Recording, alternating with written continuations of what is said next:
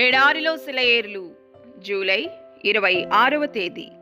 మనము విశ్వాసము గలవారమై నీతి కలుగునన్న నిరీక్షణ సఫలమగునని ఆత్మ ద్వారా ఎదురుచూచుచున్నాము. గలతీయులకు రాసిన పత్రిక 5వ అధ్యాయము 5వ వచనం. కొన్నిసార్లు గాఢాంధకారం అలుముకుంటూ ఉంటుంది.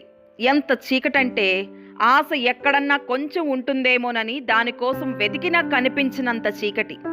అసలు ఆశ ఉండి ఎదురు చూడడమే కష్టం. ఎన్నాళ్లుగానో ఎదురు చూసినది నెరవేరకపోతే ఉండే బాధ ఎలానూ ఉంటుంది.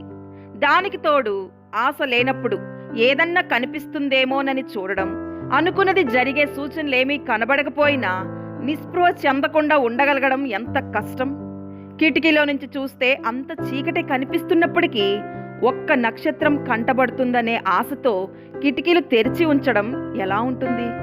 హృదయంలో శూన్యం ఉన్నప్పటికీ ఆ శూన్యాన్ని మరి దేనితోనూ నింపక దేవుడే దాన్ని నింపుతాడని కనిపెట్టడం ఎలా ఉంటుంది?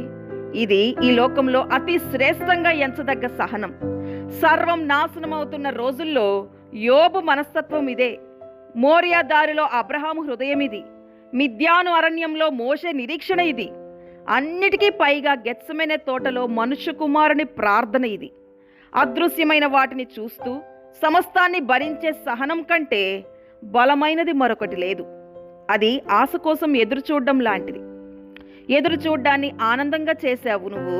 ఓర్పును దివ్యమైనదిగా రూపొందించావు. తండ్రి చిత్తాన్ని ఆమోదించడం నేర్పించావు.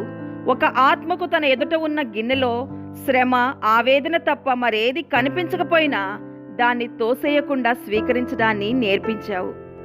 నీ గెత్సెమనే దివ్యశక్తిని నాకియ్యి. ఆశ కోసం ఎదురు చూసే ఓపికను ఇయ్యి. నక్షత్రాలు కనిపించని రాత్రిలో కూడా వాటి కోసం బయటికి చూసే ఓర్పు అనుగ్రహించు. నాకున్న సంతోషమంతా హరించుకుపోయినా గాఢాంధకారంలో చలించకుండా నిలబడి నా తండ్రి కంటికి ఇంకా వెలుగు కనిపిస్తూనే ఉంది, నా కన్ను చీకటైనా పర్వాలేదు అనగలిగే శక్తి. ఆశ కోసం ఎదురు చూడగలిగే ఓర్పు నాలో ఉన్నప్పుడు నా శక్తికి ఇక తిరుగులేదు. దేవుడి మాటలను దీవించునుగాక. ఆమెన్.